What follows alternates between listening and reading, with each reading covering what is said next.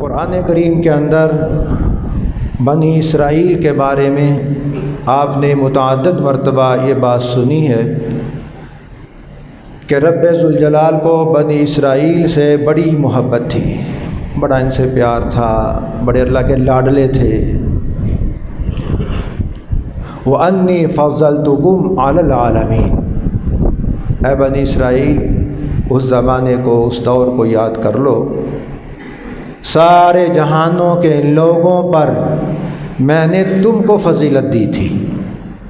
یہاں خود ہی ہر خاندان اپنی فضیلت گھڑے ہوئے ہیں، کہتا ہے میں اعلیٰ نسل ہوں، میں اعلیٰ خاندان ہوں، میں فلانا ہوں، میں امکڑا ہوں، میں ڈھمکڑا ہوں۔ دوسروں کو کمی اور انتہائی کمزور، اپنی ایک ذہن کی بات ہوتی ہے۔ اللہ کے نزدیک یہ معیار نہیں ہے جو معیار ہمارا ہے۔ ہمارا معیار دولت، منصب، یہ معیار ہے خاندان کی بڑھوتری کا، اس کی عظمت کا، اس کی رفعت کا، اس کی شان کا، اس کی امتیازی حیثیت کا۔ لیکن اللہ کے نزدیک کیا ہے؟ فرمایا یا ایھا الناس، اے کائنات کے لوگوں اس بات کو سن لو، انا جعلناکم شعوبا وقبائل لتعارفوا، ہم نے تم کو قبیلوں میں، قوموں میں، برادریوں میں بنایا ہے، تمہاری ایک پہچان ہے، لتعارفوا، تاکہ اپنے قبائل، اپنی قومیت اور برادری کی وجہ سے تم اپنے خاندان کی پہچان رکھو، لتعارفوا۔ آگے بتایا کہ صاحب عزت خاندانوں میں کون ہے؟ ان اکرمکم عند اللہ اتقاکم، اللہ کے نزدیک صاحب عزت وہ ہے جو متقی، صاحب تقوی، اللہ اور اللہ کے رسول صلی اللہ علیہ وسلم کے احکامات کی پابندی کرنے والا۔ اور یہاں شرابی کو عزت، زانی کو عزت، ڈاکو کو عزت، چور کو عزت، ڈکیٹ کو عزت، اور جو بیچارہ شریف ہے اسے کیا کہتے ہیں؟ مولوی یا کوئی دیندار بھی ہو، مولوی ضروری نہیں، مولوی میں کون سا تقویٰ ہوتا ہے؟ بڑے غیر مولوی ہیں جن میں اللہ نے ایسی صلاحیت رکھی ہے، مولویوں سے بڑھ کر وہ صاحب تقویٰ ہیں۔ عوام میں بھی اس طرح کے مل جاتے ہیں، لیکن اسے کیا کہتے ہیں؟ اب بیچارہ، اسے کیا کہتے ہیں؟ اے بیچارہ۔ اللہ کے نزدیک صاحب تقویٰ تم سب میں صاحب فضیلت ہے، اس لیے اس پر بھی ہمیں نظر ثانی کرنی چاہیے۔ کریں گے کہ نہیں؟ کریں گے نا؟ ہاں، اس پر بھی ہمیں تھوڑا سا سوچنا چاہیے۔ اللہ کے نزدیک کیا ہے؟ ان اکرمکم عند اللہ اتقاکم، اللہ کے نزدیک صاحب عزت وہ ہے جو صاحب تقوی ہوتا ہے۔ اب بنی اسرائیل جو اللہ کے اتنے پیارے، اتنے لاڈلے، اللہ نے کیا کہا؟ انی فضلتکم علی العالمین، اے بنی اسرائیل میں نے تم کو تمام جہانوں کے لوگوں پر بڑی فضیلت دی ہے۔ اور بھی مختلف جگہوں میں ان کا ذکر آیا۔ اب یہ سمجھیے بنی اسرائیل ہے کون؟ یہ خاندان کہاں سے چلا؟ اب اندازہ لگائیے ان کی رفعت کا، ان کی عظمت کا، ان کی بلندی کا، اور اللہ کے ہاں ان کے مقام کا۔ حضرت ابراہیم علیہ السلام کے جو صاحبزادے حضرت اسحاق تھے، حضرت اسحاق علیہ السلام، ان کے صاحبزادے حضرت یعقوب علیہ السلام۔ حضرت یعقوب علیہ السلام کا عبرانی زبان میں لقب اسرائیل تھا۔ اب اسرائیل عبرانی زبان میں اس کا معنی ہے عبداللہ، اللہ کا بندہ۔ اب حضرت یعقوب علیہ السلام کے 12 بیٹے تھے۔ کتنے تھے؟ 12 بیٹے تھے نا۔ اب 12 بیٹوں کے 12 خاندان آگے چلے۔ حضرت اسماعیل علیہ السلام کا خاندان الگ چلا، عرب پیدا ہوئے۔ حضرت اسحاق علیہ السلام سے جو حضرت یعقوب علیہ السلام پیدا ہوئے، بنی اسرائیل کا خاندان چلا۔ اب ان کی اولاد بنی اسرائیل کہلائی، اور بنی اسرائیل کا معنی اسرائیل کے بیٹے، اب آگے سمجھ میں، اب یہ کس کے بیٹے ہیں؟ نبیوں کے، باپ بھی نبی، آگے اولاد بھی نبی، دادا بھی نبی، ہیں وہ سارے کے سارے نبی۔ پھر آگے اللہ نے بنی اسرائیل میں 70,000 انبیاء علیہ السلام پیدا فرمائے، ایک خاندان میں سے، بنی اسرائیل کا ایک خاندان، اور کتنے نبی؟ 70,000۔ اب مجھے بتلاؤ، جس خاندان کے اندر نبوت ہو اس کا کوئی خاندان مقابلہ کر سکتا ہے؟ کوئی خاندان اس کا مقابلہ ہی نہیں کر سکتا۔ اب ان کو بھی ناز تھا، ہم انبیاء کے بیٹے، انہوں نے نعرہ لگا دیا تھا نبی علیہ السلام کے زمانے میں، جب آپ صلی اللہ علیہ وسلم نے اپنی نبوت کا اعلان فرمایا اور ان کو سمجھایا، کہنے لگے لو نحن ابناء اللہ، اللہ کے بیٹے ہیں ہم۔ اب کیا ہے، ایسا نعرہ لگایا کہ اللہ نے جو افضلیت ان کو دی تھی اس سے بھی آگے بڑھ گئے، اور نبیوں کے بیٹے کہلانے کے باوجود اب کیا ہے، آگے ترقی کر لی اور کہا نحن ابناء اللہ، اللہ دے منڈے ہیں اسی، اللہ دے پتر۔ اب یہ کتنی خطرناک بات ہے۔ اب یہی نہیں کہ بنی اسرائیل نے نبی محترم علیہ السلام کے ساتھ یہ معاملہ کیا، بلکہ ان کی پوری ایک تاریخ ہے۔ جس وقت بنی اسرائیل نے عروج پکڑا، اس خاندان کے اندر 2 باتیں ہوا کرتی تھیں، 2 باتیں۔ وہ کیا؟ نبی محترم صلی اللہ علیہ وسلم نے فرمایا کانت بنو اسرائیل تسوسهم الانبیاء اذا ہلک نبی فخلف نبی۔ اب نبی علیہ السلام کے اس مبارک ارشاد سے ایک بات یہ سمجھ میں آ گئی، آپ نے امت کو بتا دیا ہے، امت سن لو، کانت بنو اسرائیل تسوسهم الانبیاء، بنی اسرائیل کے انبیاء نبی بھی ہوا کرتے تھے، تسوسهم، اور اہل سیاست بھی ہوا کرتے تھے، حکمران۔ اب نبوت اور حکمرانی بنی اسرائیل کے خاندان سے چلی۔ اب جب آگے چل کر حکمرانی کا غلبہ اور اس کا اشتہا، اقتدار کی ہوس ان کے اندر پیدا ہوئی، دوسرے نے کہا حق حکمرانی ہمارا ہے، دوسرے نے کہا ہمارا ہے، وہ بھی بنی اسرائیل کے خاندان کا، وہ بھی بنی اسرائیل کے خاندان کا، جب کلش ہوئی۔ اللہ نے کیا فرمایا؟ اللہ نے وقت کے کسی بنی اسرائیل کے خاندان میں سے کسی فرد کو نبی بنا دیا اور کہا یہ نبی ہے اور حکمرانی بھی اسی کا حق ہے۔ یہاں سے اب بنی اسرائیل کے اندر 2 نظریے پیدا ہوئے، 2 نظریے۔ قرآن کی روشنی میں یہ بات خوب اچھے طریقے سے سمجھ لو، 2 نظریے پیدا ہوئے، وہ نظریے آج تک چلے آ رہے ہیں۔ ان نظریات نے آج ہماری قوم کو، ہماری امت کو، ہمارے لوگوں کو کس نہج تک پہنچایا ہے، میں اس پر بھی بات کرنا چاہتا ہوں۔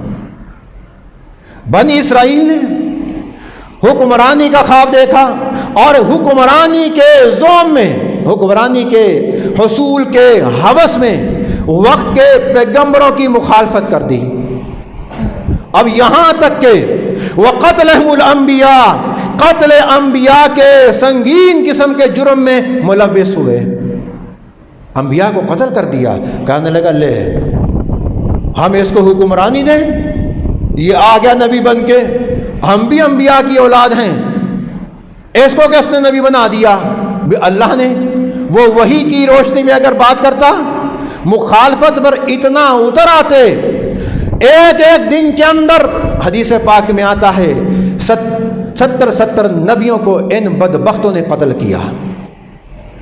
اب جو قوم وقت کے نبیوں کو صرف اس جرم میں قتل کر دے کہ حکمرانی کا حق ہمارا ہے، ہم بھی بنی اسرائیل ہیں، نبیوں کی اولاد ہیں، یہ کہاں سے آئے؟ انبیاء علیہ السلام کے ساتھ جو اہل ایمان ہوا کرتے تھے، یہ ان کے ساتھ بھی جنگ چھیڑ لیا کرتے تھے، کہتے ہیں نہیں ہمیں تمہیں حکمرانی ہم نے نہیں دینی۔ اب کیا ہے، اللہ نے بنی اسرائیل پر وقتاً فوقتاً مختلف قسم کے عذاب بھیجے، فرعونیوں کا عذاب، یہ بابل کا بادشاہ بخت نصر، یہ کیا کوئی کم عذاب بن کے آیا تھا؟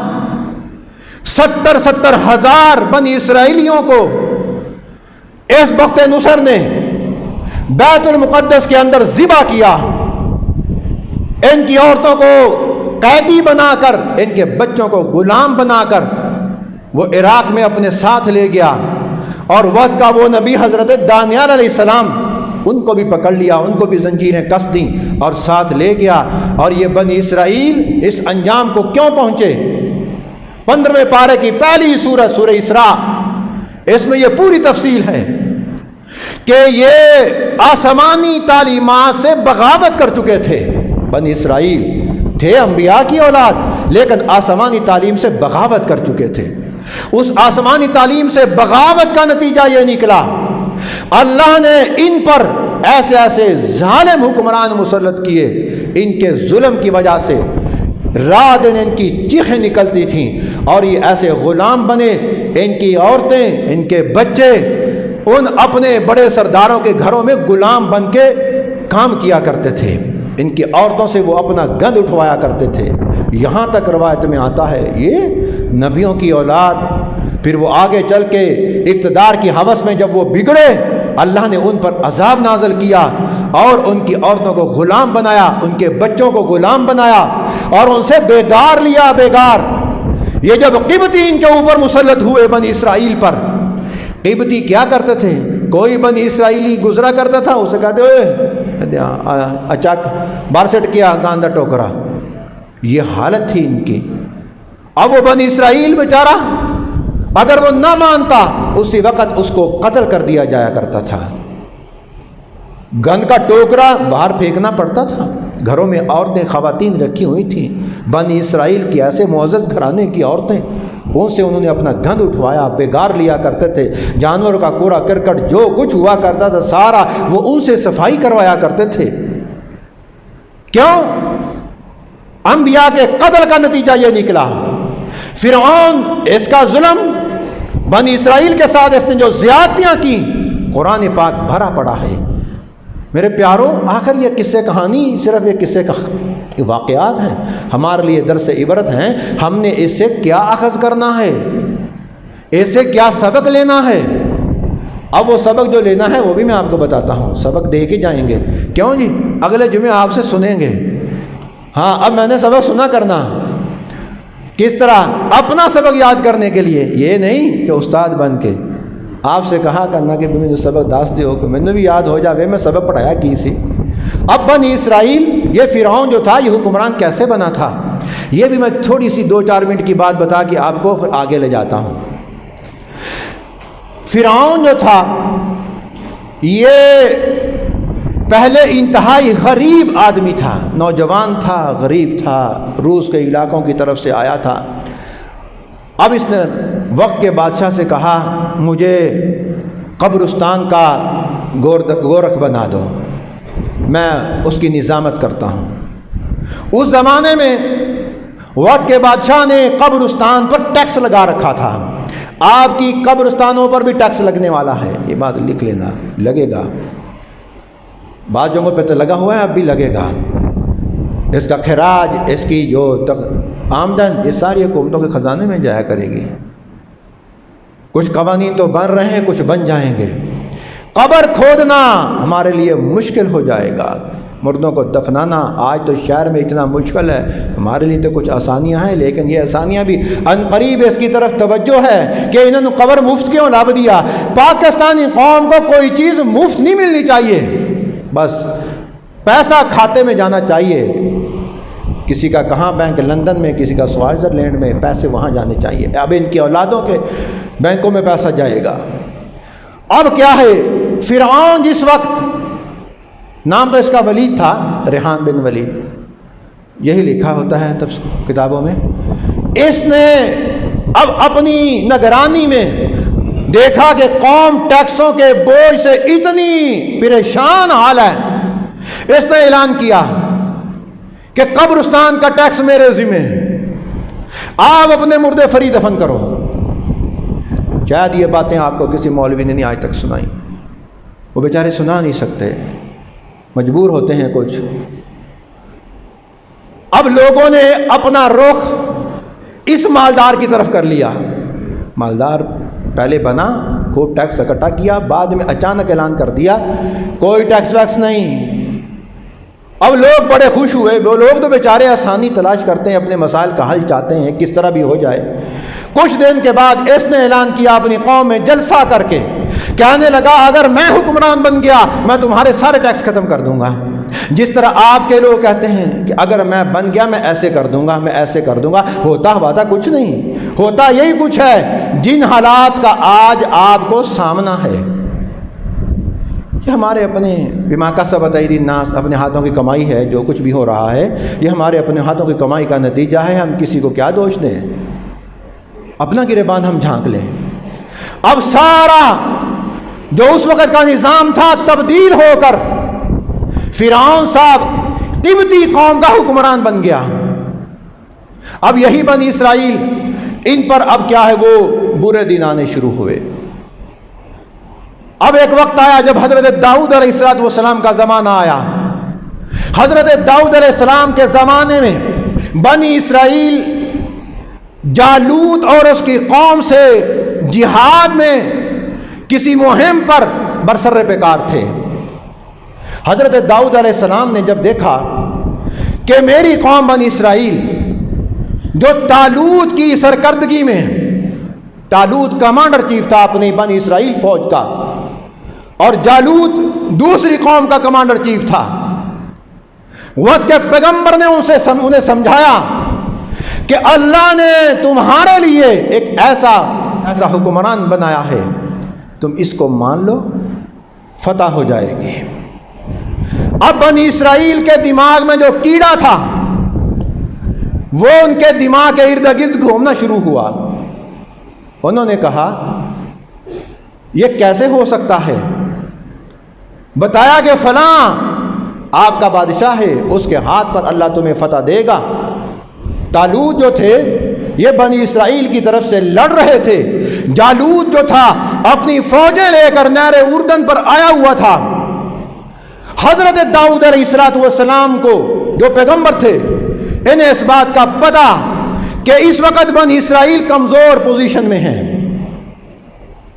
اور طالوت کو پیشکش کی، کہا تمہاری طرف سے میں لڑنے کے لیے آتا ہوں، مجھے موقع دو، میں جالوت کو قتل کر کے اس ساری پٹی اور سلطنت کے نظام کو ایسا تبدیل کر دوں گا کہ تم جالوت کے ظلم سے بھی بچ جاؤ گے اور اللہ کے نظام کی حکمرانی بھی قائم ہو جائے گی۔ بنی اسرائیل تو بنی اسرائیل تھے، انہوں نے ایک بات کہی جو آج ہماری قوم بھی کہتی ہے۔ میرے پیارو، مجھے کسی کی ذات سے کوئی نہ اختلاف ہے، نہ نفرت ہے، نہ چڑ ہے۔ ہم اپنا محاسبہ کر لیں، چند دن ہیں، کوشش کرو، چند دن کی بات ہے، کوشش کر لو، آج اسے اپنا فیصلہ تبدیل کرو کہ ہم کیا ہیں اور ہم کس کھاتے میں لگ رہے ہیں، اور آج کا نظریہ اور اس وقت کے بنی اسرائیل کا نظریہ کیا تھا۔ اس کو قرآن کی روشنی میں سمجھ لو، بس میری یہی بات کافی ہے۔ وہ کیا نظریہ تھا؟ جب ان سے کہا داؤد علیہ السلام تمہاری طرف سے لڑنے کے لیے آ رہا ہے، اللہ نے اس کو بادشاہ بنایا ہے، کہا یہ کیسے ہو سکتا ہے؟ ہم مالدار لوگ، ہم خاندان اور برادریوں والے لوگ اس غریب کو اپنا بادشاہ مان لیں، یہ نہیں ہو سکتا۔ یہ سوال ہی نہیں پیدا ہوتا۔ اوے انہوں مولوی نو کی ووٹ دینا، ساڈا او فلانا اسی انہوں ووٹ دینا، یہ نظریہ ایک ہے، اس میں کوئی فرق نہیں۔ آج بھی یہی ہے، کہتے ہیں یار وہ نہ کو پیسہ، وہ مالدار انہیں جیت جانا۔ بھائی ہار جیت جو ہوتی ہے یہ مقدر کی ہے، لیکن جو حق کا نظریہ ہوتا ہے، رب کعبہ کی قسم حق کا نظریہ کسی دور میں کبھی شکست زدہ نہیں ہوا، نظریہ ہمیشہ جیت جاتا ہے۔ اور نظریہ حق پر ہو، دنیا کی کوئی طاقت اگرچہ وہ کم ہو اس نظریے کو شکست نہیں دے سکتی۔ لڑائی تو ساری نظریے کی ہوتی ہے، باقی اتار چڑھاؤ تلک الایام نداولها بین الناس، یہ تو اللہ نے رکھا ہوا ہے، کبھی اہل حق مغلوب، کبھی اہل باطل مغلوب، کبھی اہل باطل اوپر، کبھی اہل حق اوپر۔ لیکن اہل حق اگر مغلوب بھی ہوں، رب کعبہ کی قسم کھا کے کہتا ہوں کہ وہ نظریات کے اعتبار سے آج بھی پوری دنیا پر غالب ہیں، لیکن اسلام نظریاتی طور پر آج بھی اہل کفر کو اور پوری دنیا کے مذاہب سے تعلق رکھنے والے لوگوں کو چیلنج کرتا ہے کہ دنیا کے کسی مذہب کا کوئی نمائندہ آ کے اسلام کے حوالے سے ہم سے بات تو کرے۔ اسلام دلائل کے میدان میں آج بھی قوی اور غالب ہے، اگر مغلوب ہے وہ مسلمانوں کے عملی کمزوری کی وجہ سے مغلوب ہے۔ مال کی وسعت ہمارے پاس، خاندان ہمارے پاس، برادریاں ہمارے پاس، کنبے ہمارے، اور یہ غریب اس کو لا کے ہمارے اوپر مسلط کر دیا، ہم نہیں مانتے، یہ کمزور ہے۔ اللہ نے اس نظریے کا اس وقت بھی رد کیا، اور آج بھی ہماری قوم اس طرف آ رہی ہے کہ وہ اس نظریے کو ردی کی ٹوکری میں پھینک رہی ہے، اور انشاءاللہ ہماری قوم پھینکے گی۔ ایک وقت آئے گا امین صاحب، یہ وقت آئے گا ہماری قوم اس باطل نظریے رکھنے والے لوگوں کو ردی کی ٹوکری میں پھینک کر چھوڑیں گے۔ کیا حشر ہو گیا ہماری قوم کا، کیا حال بنا دیا، ایسی درگت بنا کے رکھ دی۔ استغفر اللہ لا حول ولا قوت الا باللہ۔ آخری بات جو میں نے خطبے میں پڑھی آیت، اس کا ترجمہ صرف کر کے بات کو مکمل کرتا ہوں۔ اب کیا ہوگا جب ظلم حد سے بڑھ جاتا ہے، قوم ٹیکسوں کے ظالمانہ چھکنجے میں انتہائی بری حالت کی زندگی گزارنے پر مجبور ہو جاتی ہے۔ آج حالت یہ ہے، ہر بیچارہ آدمی ایک وقت کے کھانے کے لیے خدا کی قسم پریشان ہے۔ یہ ساری کی ساری کمائی پاکستان کے 2 خاندانوں میں سمٹ کے رہ گئی، اور اس وقت بھی ایسا ہی ہوا تھا۔ بنی اسرائیل غریب کیوں ہوئے؟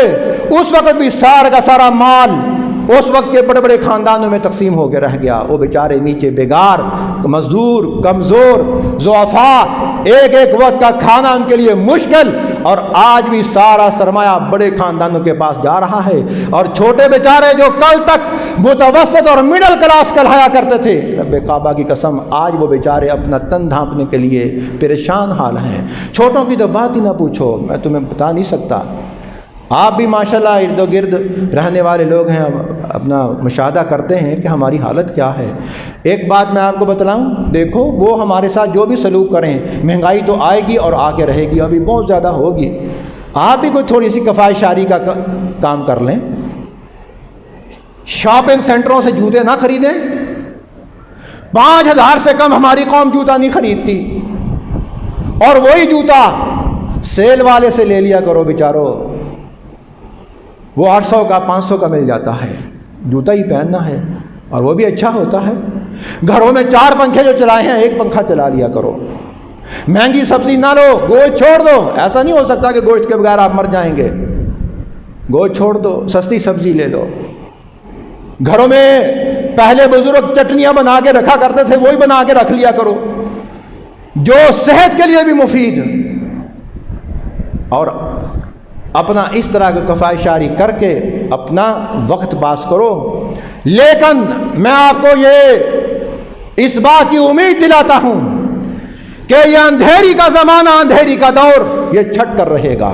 بے کعبہ کی قسم ہر شخص دیکھے گا اس وقت کو کہ آج کا دن کیسا ہے اور کل کا دن کیسا تھا۔ کیوں؟ اللہ نے قرآن پاک میں یہ ضابطہ اپنی امت کو، اپنے انسانوں کو اپنی بتایا ہے۔ کیا؟ وَلَوْلَا دَفْعُ اللَّهِ النَّاسَ بَعْضُهُمْ بِبَعْضٍ، اگر اللہ کی سنت یہ نہ ہوتی کہ وہ بعض ظالموں کو بعض لوگوں کے ذریعے دفع کر دیتے، دور کر دیتے، ہٹا دیتے، اگر اللہ کی سنت یہ نہ ہوتی تو پھر کیا ہوتا؟ فرمایا لَفَسَدَتِ الْأَرْضُ، پوری کی پوری زمین فساد سے، قتل و قتال سے، خون ریزی سے بھر جاتی۔ اللہ کی سنت یہ ہے کہ اللہ نے اپنے انسانوں کا فیصلہ کر لیا، ان ظالموں کو اللہ نے ہٹا کر اب اچھے لوگ لے کے آنے ہیں، اور یہ آئیں گے انشاءاللہ۔ لیکن آپ کے تعاون کی ضرورت ہے.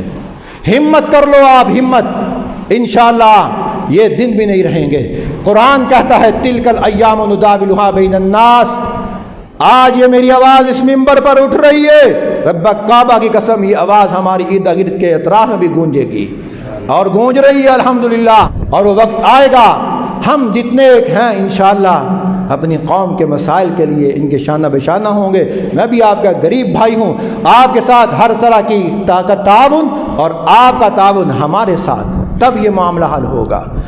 اللہ کا فیصلہ سمجھ لو کہ لفسدت الارض، اگر اللہ ان ظالموں کو دور کرنے کی سنت جاری نہ کرتا ساری کی ساری زمین خون ریزی سے اور فساد سے بھر جاتی.